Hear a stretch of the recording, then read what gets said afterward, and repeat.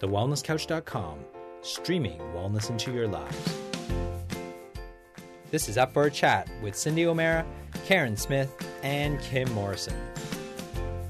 Here we are, up for a chat about the hottest topics that are important to you, inspiring you to awaken the change within. I'm Carren Smith. I'm Kim Morrison. And I'm Cyndi O'Meara. And before you start, I just want you girls to know that I absolutely love you. And it's, I need my girlfriends, and it just doesn't feel the same. I want you guys to know that I actually said this, and these two girls lost it. They started crying, and we had to stop the recording, and I said, I want to say it again. I did. I wanted to say it again, that I love you absolutely dearly, and that, I look forward to these Up for a Chat podcasts. I don't know if anybody else does, but I certainly do. We learn a lot, don't we? Yeah, we do learn a lot. I think it's, that real openness that we share on the show. Really, it's not just on the show. That's who we are. What you guys hear of us on the show, if you came and had dinner with us, you'd hear exactly the same thing. And I think it's that real openness and that real vulnerability that makes doing the podcasts awesome. And it also makes us miss each other when we're not around each other, because we all have something completely different and unique that we share, and this, who we are. It's just a beautiful compliment. I was talking about podcasting at my last seminar on the weekend, Speakers Fast Track, and a question came up where they said, Carren, if we were to do our own podcast, because we were talking about business and how you actually use your message to build a business, which I believe all three of us have done really well. And they said, do you have somebody interview you? You girls have got three of you. And I started thinking about that, and I thought, to do a podcast on your own is cool, but it's also hard to fill an hour or a half an hour of just your own stuff every week. And then also, if you've got somebody interviewing you, that's cool, but the interview constantly is probably going to have a limit on it. And I thought, the three of us, there's always something different. There's always something new. There's always a completely different angle or a rabbit hole to go down with three of us. But I think the thing that makes this show so beautiful, Cyndi, is your openness and your willingness to just say that you love us, and then for us to break down and dribble snot all over the table. And have to stop recording. Because there's no freaking tissues anywhere.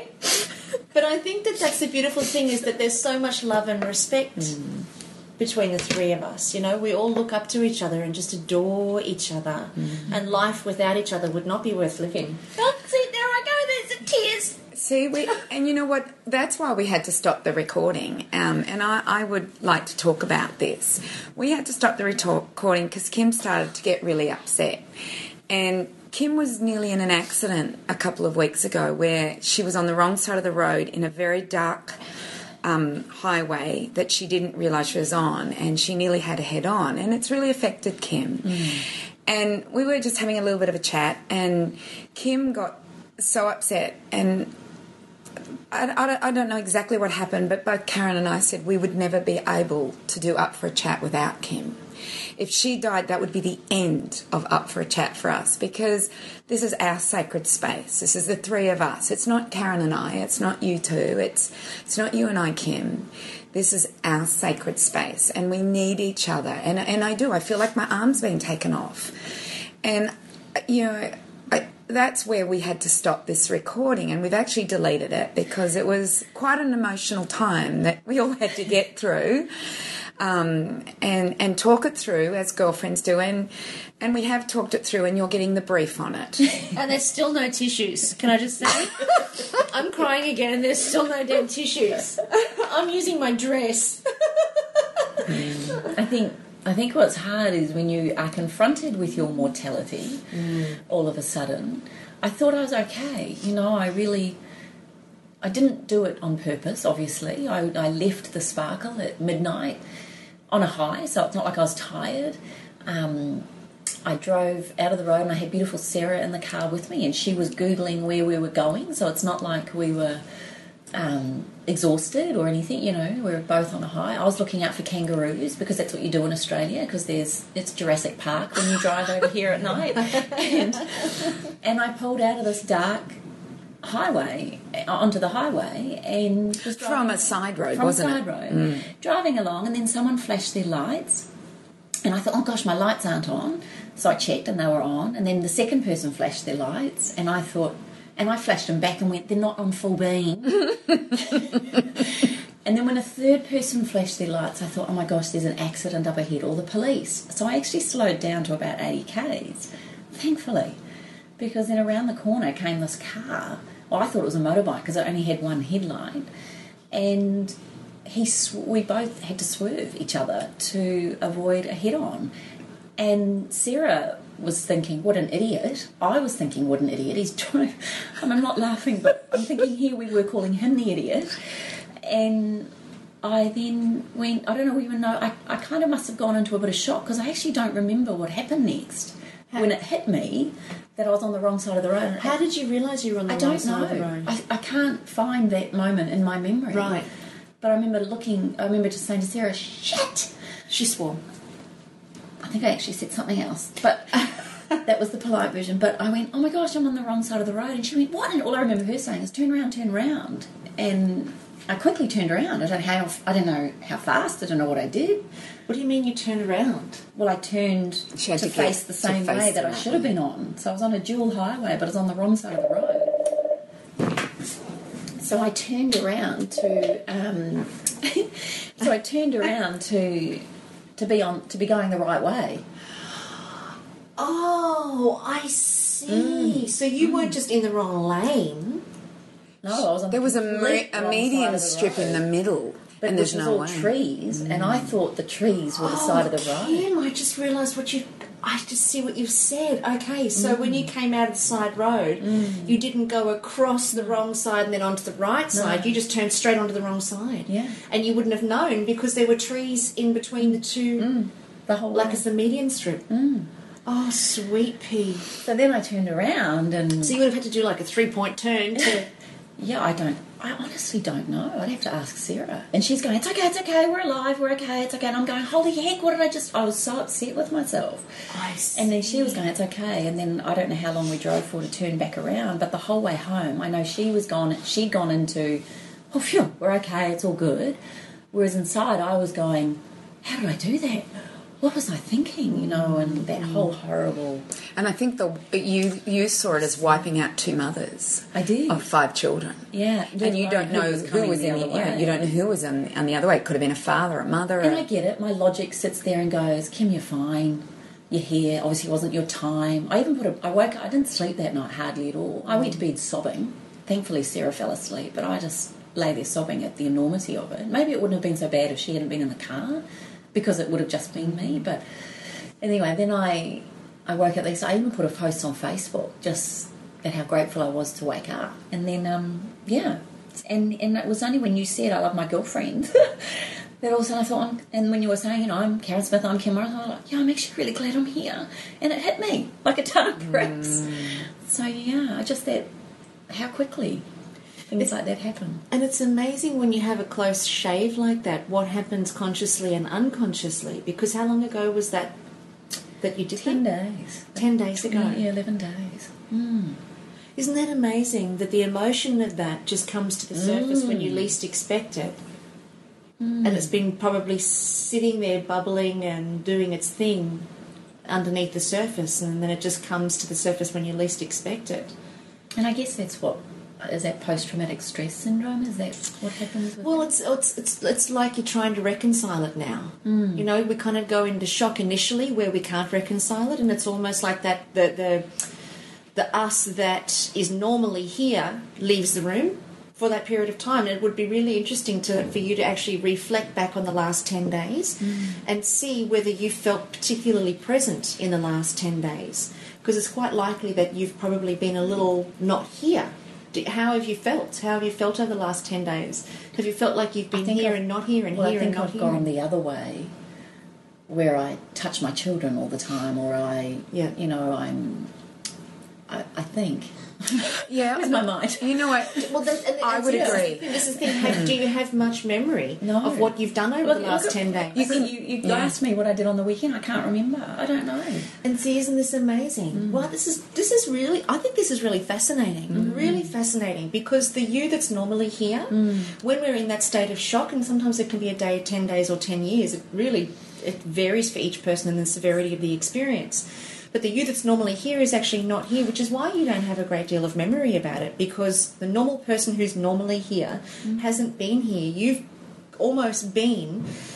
This is really quite rabbit hole-ish if you're ready to even think about it. But the person that's been here has been the part of you that's the actual most aware, most vulnerable, most real, most present version of yourself has actually been here over the last 10 days.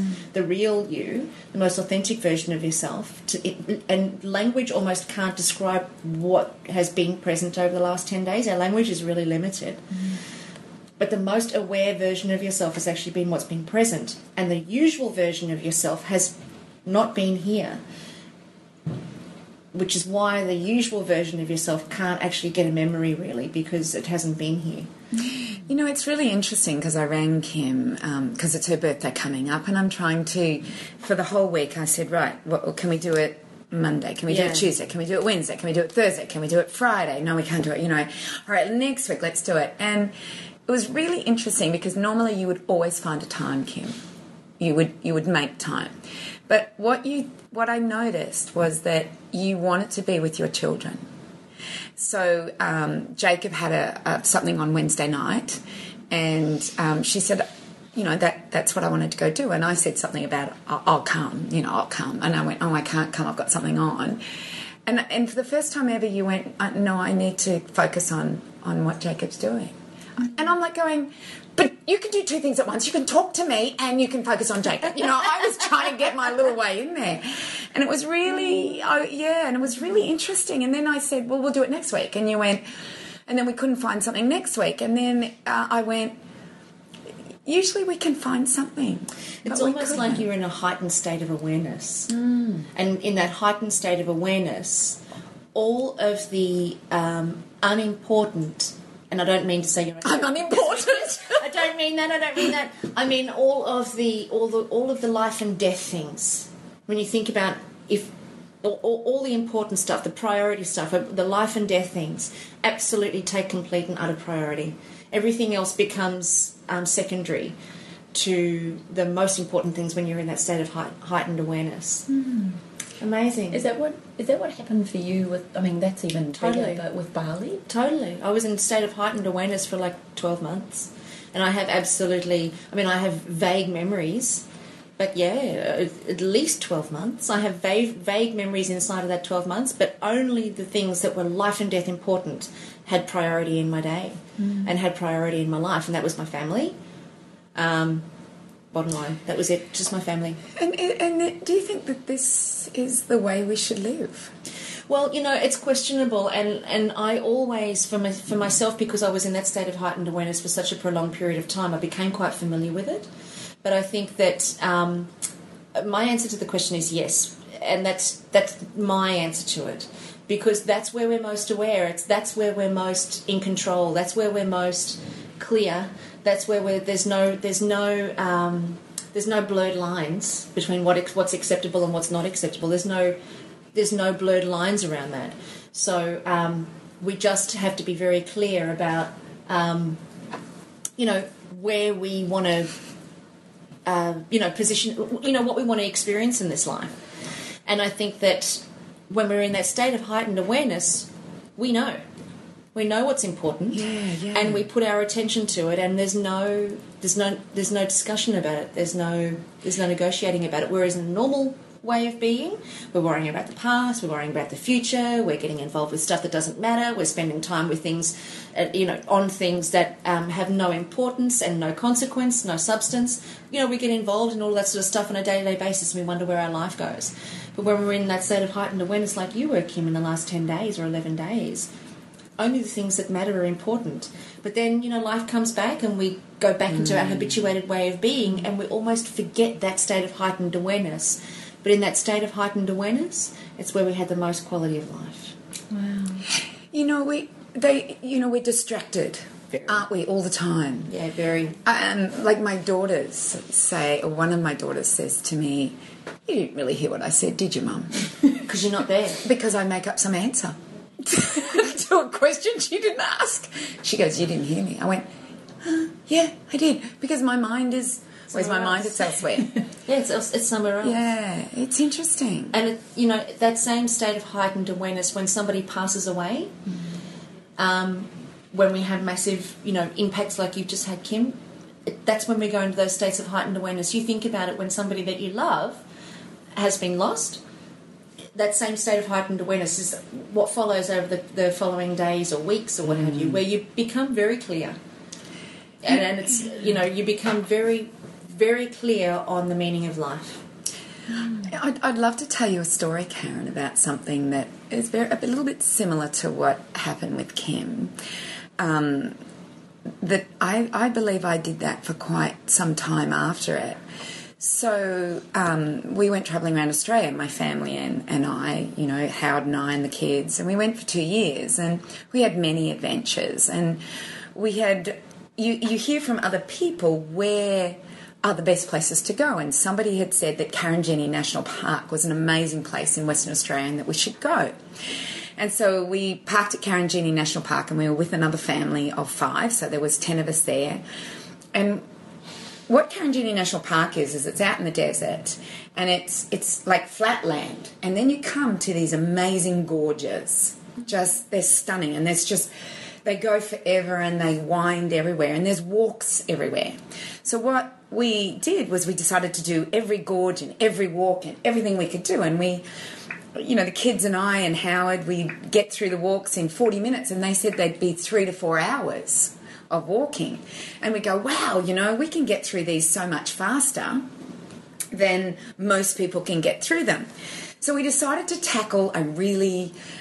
what they said was a hard walk, and it was walking through this amazing gorge, jumping off this type of cliff into the water, and going from water to cliff, and just going through rocks and through water, and we had floats, we had everything. So there was 5 children and 3 adults. And we were told that it was going to be, I think they said a 4-hour travel. So because we'd been doing everything fast, we thought we've got 2 hours. We could do it in 2 hours. So I put a couple of apples in the back of my backpack. We didn't take any warm clothes. Now this is winter in the desert, so it's hot in the day, freezing at night. The water was freezing. So we jumped off the cliff where there was the point of no return. You have to then keep going and then get out another way. And we were told, just keep going until you get to the Skrill slope and then walk out. And we'd been going 6 hours. Oh my God, I'd be sick. We'd been going 6 hours. Jeez. 5 kids, 3 adults. And Cyndi. it's like we'd started at 11 and 6 hours later went out 5 o'clock. Sun's gone off the gorge. It's beginning to freeze. Yeah. I'm covered. You're covered in goosebumps too. It's beginning to get really cold. No. And my husband's hurt his back. The kids are freezing. My son was amazing. He just took over looking after Tanya. Now Tanya's 7. My son is barely 11, I think, at this point. It's a really, really scary time. And we actually end up finding the gorge increases a little bit. Still not at the Skrill slope, 5 o'clock. The mother of the other family is to meet us somewhere, and we're not there. And she's beginning to, we find out later, beginning to wonder what has happened to these guys. So I remember looking at my husband in sheer terror going, we're going to die. It gets to -2 degrees in winter and we have a pair of togs on. Did the kids know? No, the kids didn't know. Okay. No. And I just remember looking at him, and he looks at me and he goes, "Don't you dare." He really pointed the finger at me and said, "Don't you dare lose it at this point, because we cannot have you losing it." So I went, right, he's told me not to lose it. Fine, I won't lose it.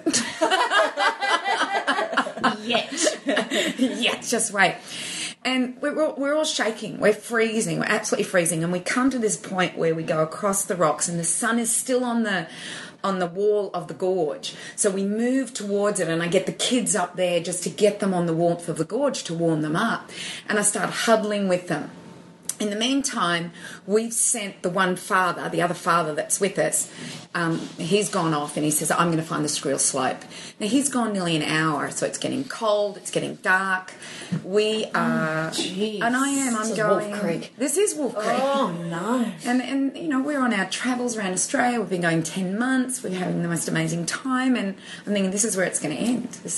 And I thought they're going to have to get choppers in, how they're going to find us. You know, You had nothing on you? Nothing on us. Nothing. No food. At least we had water to drink. We had no clothes on. No mobile phone. No mobile phone. Nothing. No because we were jumping into water and we knew this. Yeah. So we're jumping into water. So anyway, he comes back and he says, I found the Squirrel Slope. And he says it's just around the corner. So what he had done is he'd walked out, made sure, because he didn't want us all walking out. Yeah. Because you've got to realise we're in the middle of nowhere. Yeah. There was nothing around, you know, not many campers, and it is the middle of nowhere. Yeah.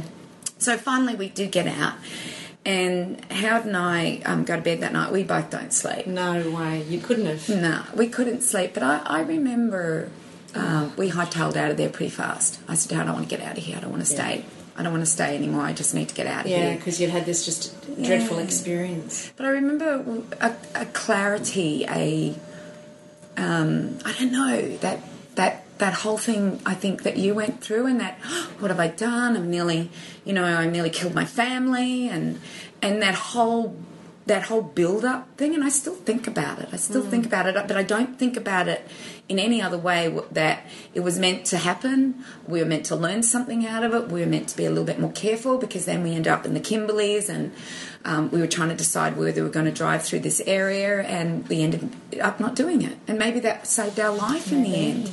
And maybe, Kim, what will happen is that this has happened to you, and in let's say 5 years' time, you're coming out on a side road and it's lines of traffic, and this time you'll really, really think about it, and that may save your life. We don't know the whole story.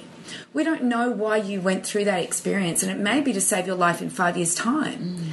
You know, and that's the whole thing. You know, you've heard that parable of we just don't know the whole story. It's not good, it's not bad, it just happened. You know, when I think about that, because I'm sitting here thinking to myself, for the story that you just told us there, Cyndi, is that it gives you perspective. It shifts your perspective from one of, just going in and experiencing these beautiful gorges, and it's the perspective is that it's just an adventure, when really present of mind, being present to the moment, is what's most crucial.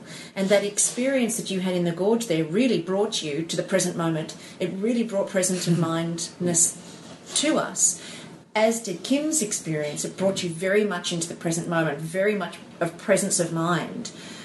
And I just wonder if these experiences, as traumatic as they are, gosh, I just wonder if there's not higher, there's not more to the picture, in that our presence of mind is the answer to everything, because it's the presence of mind is what you're left with for the days and the weeks afterwards, for however long that period lasts for, until we get back into the distraction of life. But isn't presence of mind where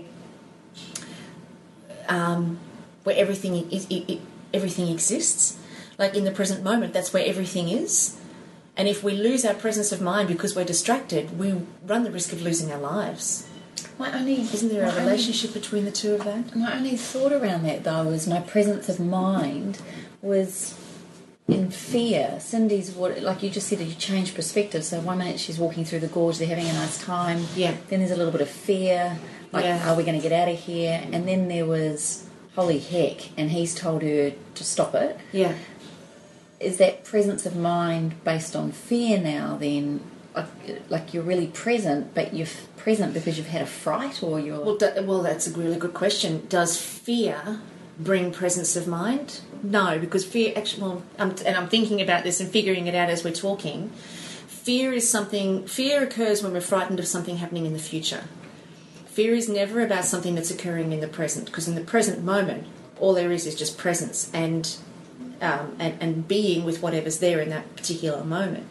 So fear occurs when we're worrying about something happening in the future. So she would have been fearful that her and her family wouldn't have gotten out. She would have been imagining being stuck there for the night. She would have been imagining the freezing and dying in the cold and all. That's what she would have been imagining. Therefore, the fear was not about the present. The fear was about worrying about the future. Mm-hmm. The presence of mind comes after the experience, where you become very present to the fact that you weren't present.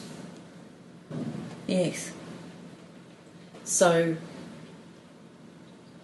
perhaps the lesson in those experiences, from a much grander perspective, is that when we are present, that's where the important things in life take place. We're present to the moment. We're present in the moment, therefore experiencing life. When we're not present to the moment, we're not experiencing life, and we're distracted from life, therefore run certain risks, I guess. Well, I don't know, I'm just trying to make sense of it as we're talking through it. Well, when you went through the Bali bombing, you said that, that number one, you wanted to stay alive. Number two, you had more clarity than you'd ever had in the year before. Oh, well, all my life. All your life. Yeah. And yeah, it's maybe that's what you're getting, Kim, is some clarity in. The freaky thing is, as I say in a lot of my talks that night, I said, I always say to people, be grateful for your legs, be grateful for your hair, be grateful, we can find fault with everything. And one of my things I always say when people say they don't like their legs is, well, enjoy them, because what if I was going to turn around to you and say you were going to have a head-on accident and you'd lose the use of your legs? Now, I'd said that night, and I remember in the moment of saying that, wowza! In the moment of saying that, I remember thinking, gosh, I hope that never really happens, but it's to bring impact. Because I think of it every time I say it. And I've had moments where I've been driving down a highway on the right side of the road, where I've imagined a head-on, and I've always in the past thought, oh my gosh, law of attraction, oh my gosh, don't think about it, try and block it out. And we talked about that last week, about block that out. But what I've learned is allow it in, or allow it just to be. And for me, it's meant be aware. Like, I've always looked at that as a sign of being more aware. What has freaked me out over this experience is how I actually did that. Like, how did I do that? How did I... Because you actually do know to cross over. Well, or you wouldn't have even seen that there was another lane there, though. I didn't see it. And the road, I think, did the only other time I've done something so stupid... Oh, love, you can't say that that's stupid.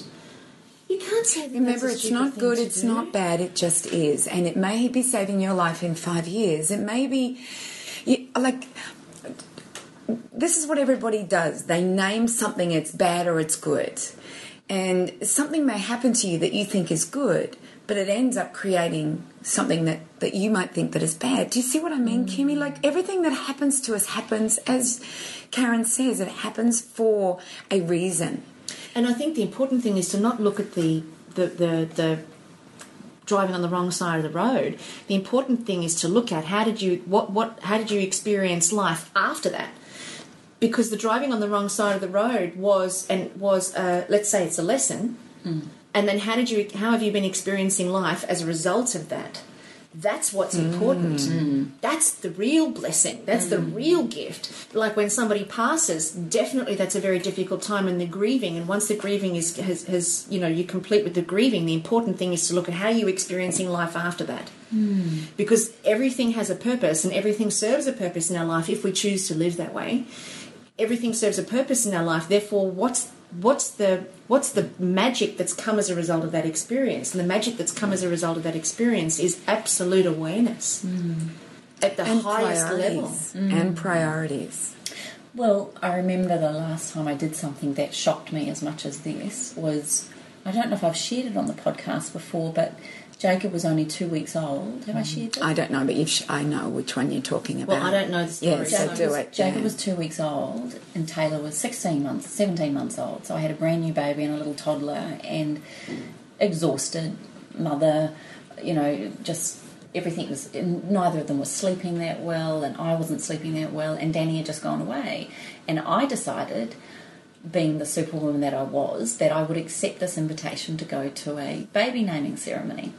So I thought I could do it by myself with 2 young children on lack of sleep, and I could do it. So I took myself to this baby naming ceremony with both my kids crying and me sitting there thinking, why did I come? I must be driving everyone insane. So I ended up leaving early because I was so upset that none of us were happy. Why did I make myself do it? I don't know. Driving home, and many newborn mothers will appreciate this, both the children fell asleep in the car, and it was such a relief. It was just so quiet. And I pulled into the garage, shut the garage door, and I thought, I'll just leave the car on for a few minutes longer, because the minute I stop the car, they'll wake. Unbeknown to me, as I turned off the car, I closed my eyes and fell asleep instantly. The only thing that saved us was my cat jumping in the window and landing on my lap and woke me up. And I woke she up. knew. I woke up. He woke. I woke up going, "What's that smell?" And realised I had the garage door shut, the windows all down, and Can you imagine what everyone would have thought? Why did she kill it? Like, it looked like a planned. Like, it would have looked like a planned suicide. And I still to this day think how many exhausted mothers do things like dropping babies or putting. I've heard of women that put the baby on the roof of the car and drive off because they've forgotten that they've put it on the bonnet of the car or the roof of the car, or when we're exhausted or when we're not present or whatever. And I remember my awareness after that was I never complained about being tired again because I just thought fatigue is okay, but I learnt from that, when you're exhausted, don't go out. You don't have to go out. You don't have to be anywhere, actually. Why did I think it was important to go to that? I think when I finished in Perth, I think the next day I texted the children to make sure they're on the bus, and they're like doing their normal thing. Yeah, Mum, yeah, all good. Like this, and Sarah had rung her kids, and they're all, Mummy, we missed you. Oh my God, Mummy, we can't wait for you to come home. Oh my God, you're coming home. And there was this whole conversation, and I rang mine, like, yeah, good. Yeah, no, all sweet, we're on the bus. And I went, oh my gosh, maybe I'm creating such independent children that they don't need me at all. And anyway, so I got home, and as I was tucking them both into bed, I said to them, I just want to ask you a question. When you get tucked into bed at night, do you feel loved? Do you feel like you get enough? Is everything that we're doing as your parents enough? Like, are you okay? And I think they both looked at me like, oh God, what trip's she on? Does she have a new oil? And they're both going, yeah. And I went, okay, well, that's cool, because then I was thinking, oh, Kim, you're just being a drama queen. But I just went, okay, I just want you to know that everything I do is for you, and that I'm just so grateful I'm here. And I just, if anything ever happened to me, I want you to know that I've lived my life to the fullest, and having you two has been the greatest gift, you know. She's lost it again. Oh, darling Kim. You know, I'm going to tell another story while Kim gathers herself. She's really, it's really affected her, you can tell. I haven't seen Kim like this, you know, for quite a long time. And, yeah, for a long time, Kim. When Brogan was about 2 years of age, he was playing outside, and I was watching him play. And I've only just told him this story, and he's now 24, 25 this year. And he was playing outside, and in those days, I don't remember pool fences, so there was no pool fence around the pool. And what ended up happening was that I was watching him go to the pool, pull out water out of the pool, and water the garden. And I watched him do this for ages and ages and ages, and then I had a distraction. And I wasn't watching him. I have no idea what happened. I don't know what happened in that moment. And then I remembered, and I looked out, and I couldn't see him, and he was at the bottom of the pool. Oh my God. So I went flying out the door, pulled him out of the pool. He'd only obviously just got in there, pulled him out of the pool, and I remember feeling exactly like you did, Kimmy. And for quite a while, actually, my heart would go, my gosh, I nearly lost my son, my baby. And I told Brogan about it recently, and He said, I didn't know that, Mum. And I went, no, I haven't told many people. And now everybody knows. But, you know, distractions are not good. They can mean the life of a person or a child. They're just... I think that this podcast is about that we have to be present. And if we're not present, disasters can happen. And they say that one of the worst accidents that happen are distractions. And so while we're making phone calls and trying to be busy people all the time, then maybe it's time to just slow down a little bit as to what we're doing. But what about I understand that from being responsible from our point of view, but let's say we are being aware and attentive, and let's say some fool's coming down the highway on the wrong side of the road. You know, like, what has yous be able to save Brogan and another mother who might have taken another 30 seconds to realise it, that her child is not safe? What is... But I think that's where you've got to... I think that's where we've got to accept that there are powers that are greater than us that determine when we arrive and when we leave. Mm-hmm. I think there's a certain amount of surrender that is required, because without it, you know, there are certain things in life that we can't control. Mm. They're just outside of our reach. But I think that there's a huge lesson in all of this, in that life shows us contrast, and the contrast is distraction versus presence. And when we have presence of mind, then we have, when we have presence of mind, we're participating. When we're aware in the moment and we're present in the moment, we're participating in what life has in that moment. And when we're distracted, trying to do 10 things at a time, then we're not participating in what life has for us in that moment. And then, of course, we put our moments at risk. But Isn't I it? find if I put myself really present in the moment, Yeah. like right here, right now, I could lose it. And In the you're sense that I am so, like you saying, like if I'm really, like even a flower can bring me to tears when I'm really present to the majesticness of it. I can be brought to tears by a piece of music in the car. I can be brought to tears when I put my rose oil on, just when I really think about how that rose grew, was then distilled and then bottled over in Bulgaria and then brought out to Australia, and finally it's on my skin. Like when I really become present in those moments, it's incredibly emotive and exhausting. No. But isn't it far more? Isn't life then far much more? It's juicy. It has texture. It has structure. It has flavour. It becomes an experience when we're actually in the moment. And I'm not suggesting that I'm always in the moment, because I'm so bloody not. But when we are in the moment, just what you explained then about a rose, that's where life has its texture. That's where it has the experience of the beauty of a rose. And if that creates an emotional response, then that's who we are. That's our most authentic, that's our most aware and heightened version of who we are in that moment. And when you're in the very present moment admiring Jacob or admiring Taylor, and you're in the very present moment admiring the structure of their skin, admiring the texture of their hair, and admiring what you created in that moment, no doubt it comes with an emotional response. Sorry, I'm just going to keep talking through this, because if I don't, I'm going to sob my way through the whole damn podcast. So, but isn't that where the beautiful experience of life actually lives? And we miss it because we don't stop to admire the magic of the moment and what's present in the moment. Like what's present in this moment is it's a very emotional experience just in this moment. But if we try and pretend that it's not there, or we try to distract ourselves by it, because I believe that's the contrast. We've either got presence or we've got distraction, and most of us live in distraction. And in distraction, we put our moments at risk.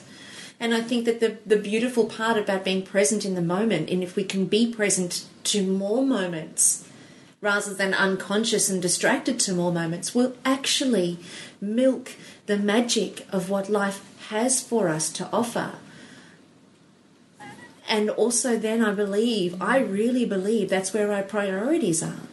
That's where we become really clear about the perspective of what's real in this life and what's not real in this life, and what we should be processing, what we should be putting our time and energy into, and what we're wasting our time and energy onto.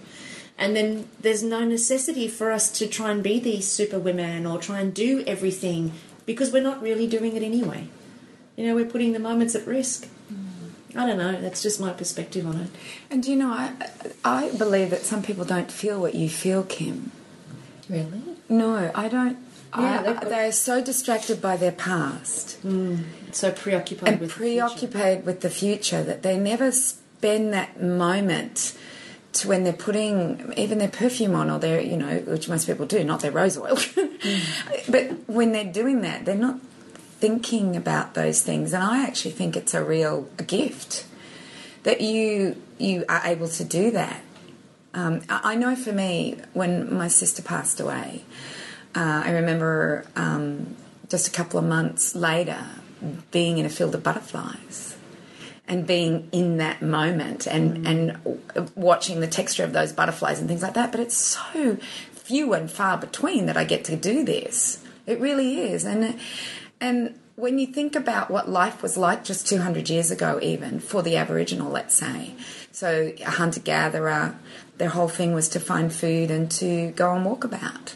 And they had a very spiritual life and a very healing life and a very in the present moment life. And, you know, they didn't do a lot of talking apparently through walkabout because it was their quiet time. We don't have quiet time anymore. We don't have that and I know a lot of people listening to this might be thinking, well, I don't want to be a hunter-gatherer, but that was where we came from. That was how we used to be. But because of the distractions of life and let's make more money, or let's produce something else, or let's get to the next place, or let's look forward to the next trip, or what about that new car? I don't know. I don't think we have this presence of mind anymore, and I think it's actually something that we maybe need to come back to, and meditation is one of those ways that we come back to that. I know when I'm meditating, and I've stopped meditating with words because I always thought that that's what I needed was words. I've stopped meditating with words because the words distract me and then I go somewhere else. So I'm actually meditating with harmonics at the moment. So beautiful. Oh, it's just amazing. Where are you getting that? Well, I went to listen to Ibn Alexander speak, and Ibn Alexander is a guy that had a near-death experience, and his book's name's Proof of Heaven. And I was listening to him speak along with another lady by the name of Carren Neuendorf. Carren Neuendorf, is it? Carren Neuendorf? No, not that Carren. Not the Carren we know on the Sunshine Coast, right. But another Carren. And it may be Newman or something like that. Maybe I've just brought Carren's name up. But she is the one that loves harmonics and has gone to the sacred places of the world and figured out the harmonics of the sacred places of the world. And, of course, of Om as well. So Om's a lot in these harmonics. And I downloaded, the whole lot. And they do have a verbal and a non-verbal, and I don't like the verbal. I only listen to the non-verbal. So where is this? What's this website? Oh, I'm going to have to tell you, aren't I? And it's on the phone, and we're recording on the phone. Never mind. We will tell everybody. But I'm finding that by using this, I have... my mind goes blank, and I have this amazing feeling. I can't express what the feeling is, but it is one of my favourite places to be at the moment. And I love life. I have no, I don't regret anything, because people regret life and people regret what they did, and I don't have that. But what I do have is that when I get in that moment, when I am in that present moment and I have those harmonics around me and I have my headphones on, it's magic. It's absolute magic that I feel now. And so you feel that in nature. You can. You feel it. You can feel it when you watch a newborn being born. I mean, I've been at births and had that feeling. Of my own births, I've had that feeling. I think I want to ask you both. Do you think it's we always say we're a spiritual being living a human life. You know how we're saying that. Well, I'm just wondering, are we actually more emotional beings? Like, I mean, I get that We are energy, aren't we? Well, I just everything comes back to even our behaviours are partly based on, or mainly based on our emotions. If you're feeling yuck and horrible, you're going to have a yuck and horrible day. If you're feeling, look at someone who's head over heels in love. They're just like nothing can do them wrong. Nothing phases them. No one can hurt them. No one can upset them. No one can distract them. They are just thinking of nothing but that person. As a mother, I think the minute you conceive, you don't stop thinking subconsciously of a child. But do you think that the emotions of who we are actually drives our behaviours? Is that fair to say? Is it our emotional state? Yeah, definitely. There's a lot of controversy around whether the thought begins the emotion or the emotion creates the thought.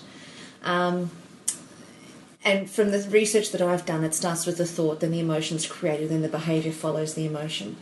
So that's kind of like the flow chart of what occurs. But there is emotion around most things, and when there's an emotional response, there's also a memory created. So it's, when there's no emotion present, we don't remember the experience. It's just an experience. That's why you can look back on your childhood and only remember certain strike points where something significant happened. Like, you'll never forget what happened in Perth. You'll always remember that because it had such an emotional charge through it. And there are certain, strike points throughout our lives that we remember, but we don't remember the day-to-day stuff. Because the day-to-day stuff, one, we weren't there. We were too busy worrying about the past or the present, so we weren't actually present to the moment, so we couldn't remember it anyway. But also there was no emotional charge to that moment, so of course we don't have a memory around it. So our emotions definitely play a hugely significant part about how our life is created and then how our life is remembered. I guess the challenging part around that is that our emotions are a result of the thoughts that we have and the meanings that we're giving to a particular experience. So two people will have the same experience. Like, you just look at yourself and Sarah in the car in Perth there. Sarah created a different meaning out of that experience to what you did, but the experience in and of itself was the same. So Sarah's recollection of that experience will be very different to your recollection of it. So each one of us has a different way that we ascribe meaning to each experience. Therefore, that then creates our life. And it creates the way that we respond to our life and, all of that, which is, the magical richness and the texture of life and the contrast between two people even, So I think that the important thing is to make sure that if we are giving meaning to our experiences, which then drive our emotions and therefore drive our behaviours, it's very important that we create meanings that inspire us.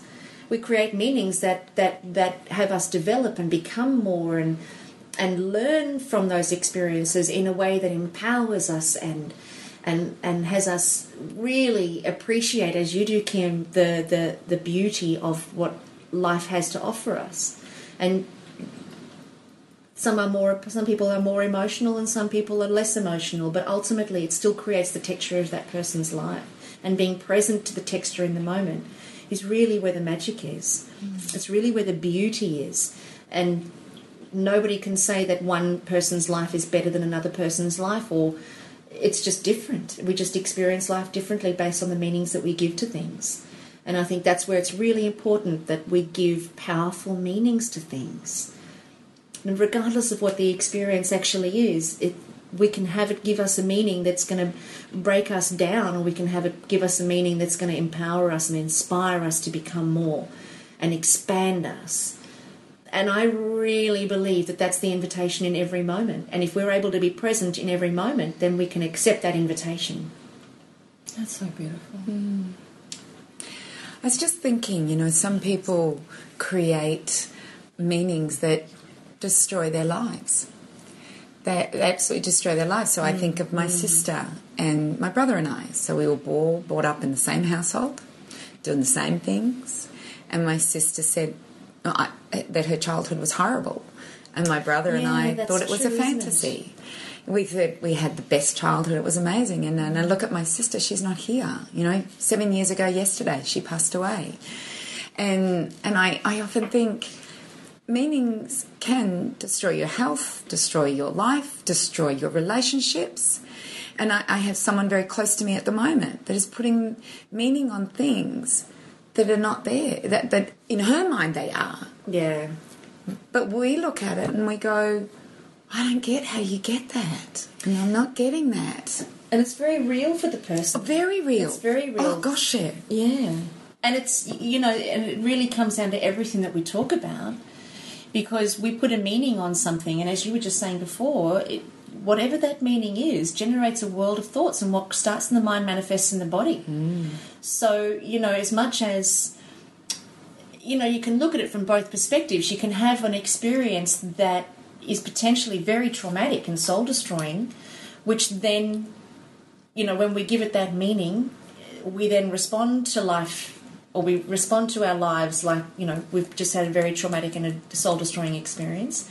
And then ultimately, the more we replay that, the more we relive that, the more that we indulge in that disempowering way of seeing the experience, as opposed to being present to what else is possible, the more we indulge in the negativity of it, of course, what starts in the mind is going to manifest in the body, which then, of course, is going to make us sick. And then, you go down the medical path and, and so begins the whole story. Alternatively, we can look at every experience as having a meaning that empowers us. And, my advice, and I'm not perfect at this, so please don't see this. This is just idyllic for me as well. But my advice is to see the experience for what it is, but then to look at what did it create afterwards? What did we become afterwards? And if we became completely present, if we found ourselves in a state of heightened awareness, of being able to appreciate every moment of stroking a children's hair and blooming a rose, and became totally connected to the realness of life, that's what that experience was actually designed for. That's what it was designed to bring us back to, because that's where life is happening. It's happening in the moment.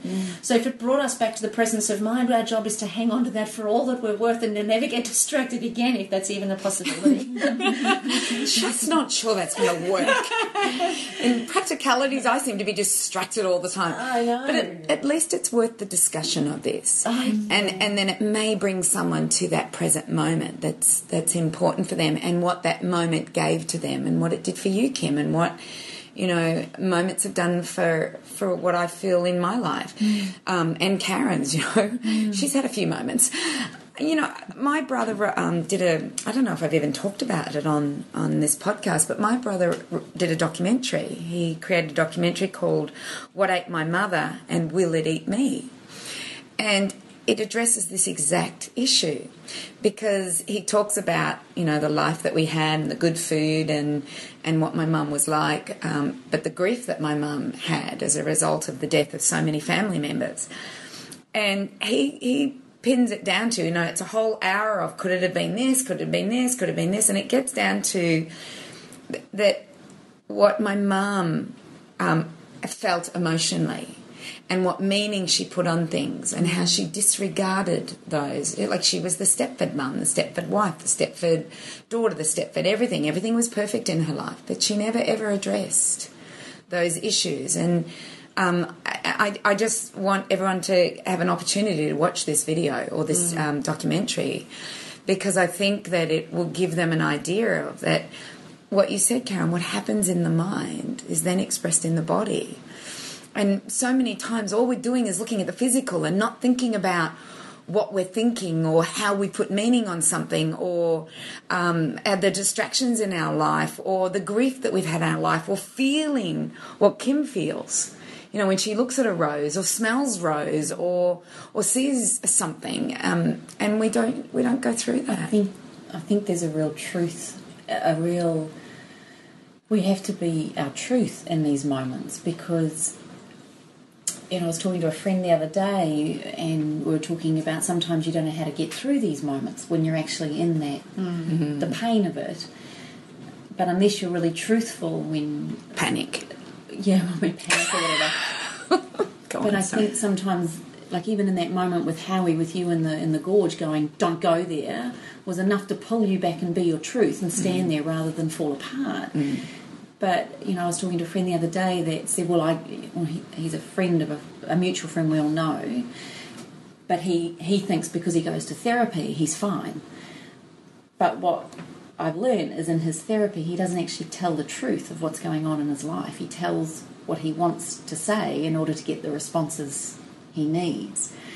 And I just think sometimes if you're going to go down the path or the route of getting help and support or coaching or some sort of, unless we're really our truth, unless we're really, like you kept saying to me off air, what's really pushing this feeling, like you guys got there with me. I didn't know what was pushing my buttons, and it was your comment saying I love my girlfriends that then pushed me into thinking, oh my God, am I worthy enough to be here? Oh my God, I'm here. I'm actually here.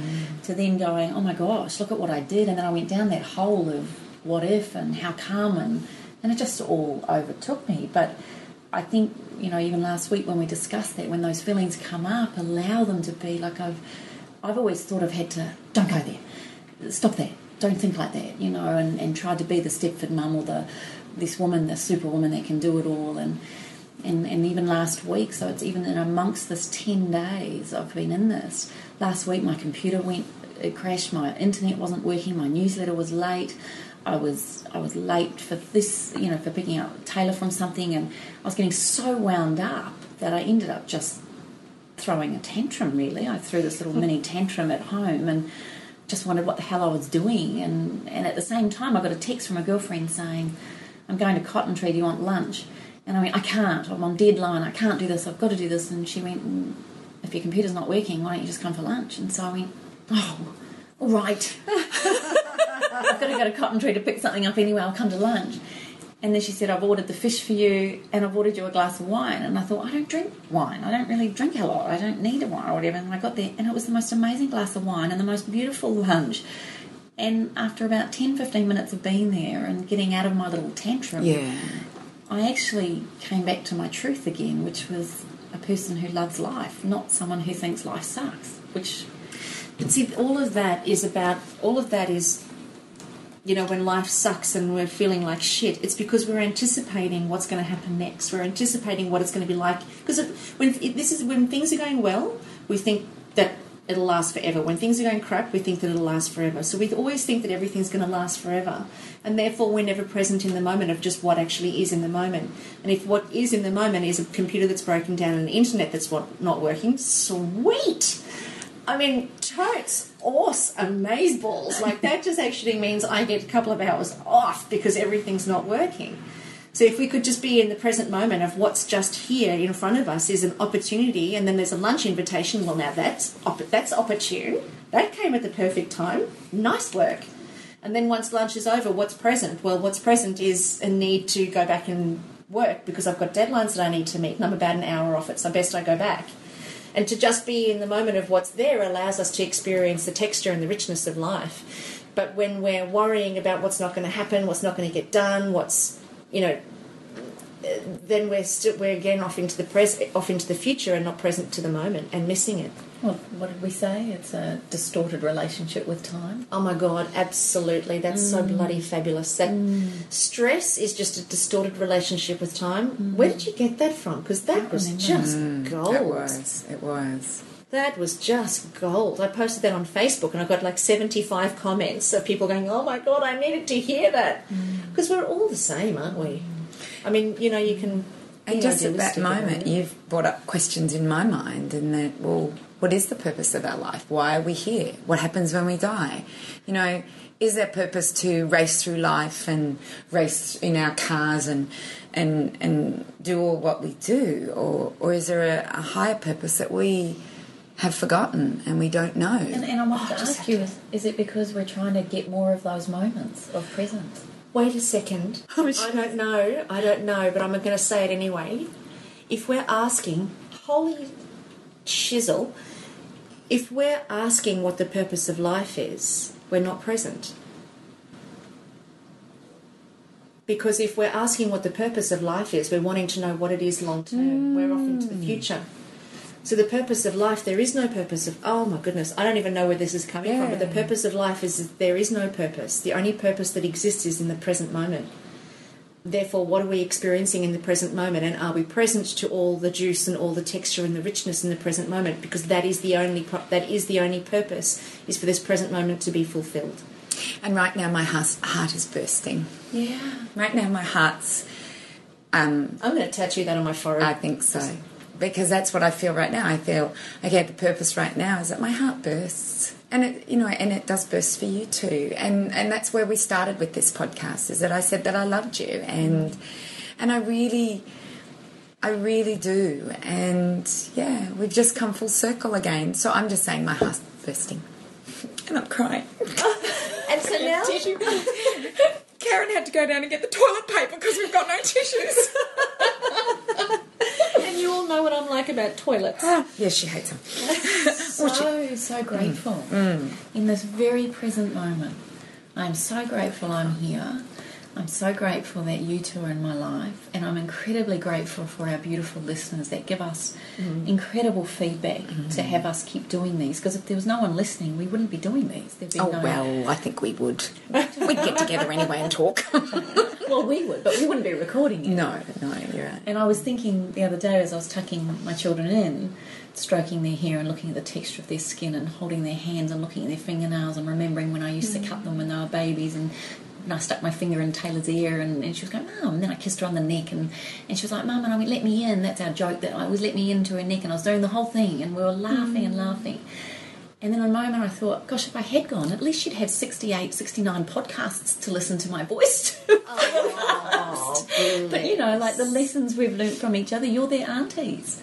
The tribe that we're in, this beautiful community that we're all in, and all our listeners are part of that, is incredible for our children and for the next generation. And like we've learnt from, the Eckhart Tolles or the great-grandmothers and grandfathers, or what we've learnt. But I will finish by saying that, after I said to my children, are you sure you're loved? Are you sure you're, when you're tucked in at night, that you feel that everything is okay, that you've got a good life? And they're like, yeah, everything's fine. I'm like, whatever, Mum.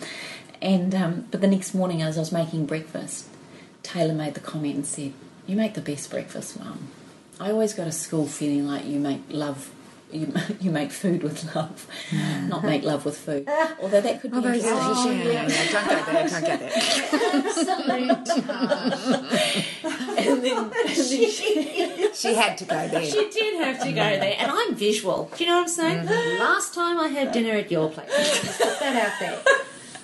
Little Jacob turned around and he goes to me, Mum, you know what you were saying last night, about, are we okay and are we loved? He goes, Mum, I probably don't sound like I love you, or that it doesn't sound like it's meaningful enough, and we probably don't tell you enough, but we really do. And Mum, we're like that because I know that you're there. Even when you're not here, you're there. And he goes, had you gone, I don't know if I could live, Mum. And that's what I want you to know.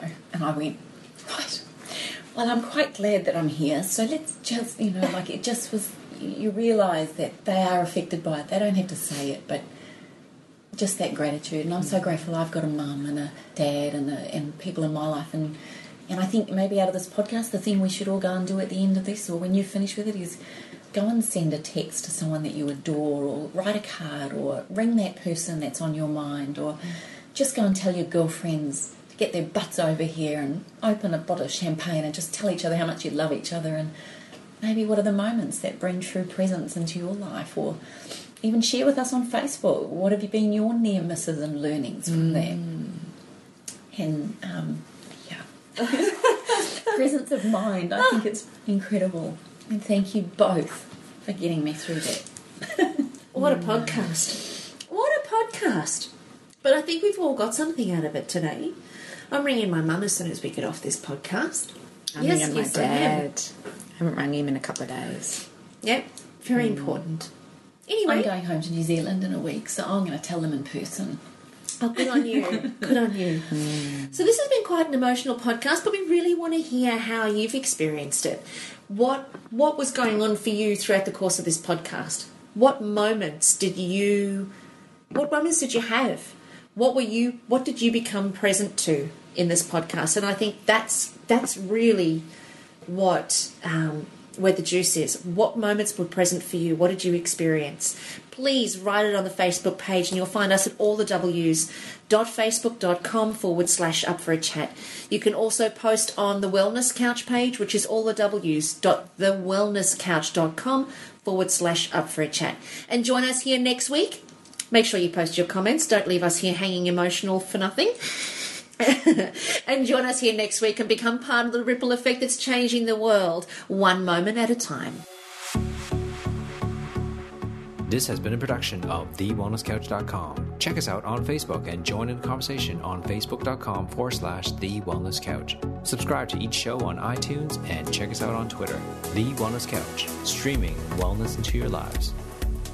Whilst the Wellness Couch presenter endeavor to provide accurate and helpful information to their listeners, these podcasts cannot take into account individual circumstances and are not intended to be a substitute for health and medical advice from a qualified health professional. You should always seek the advice of a qualified health professional before acting on any of the information provided by any of the Wellness Couch podcasts.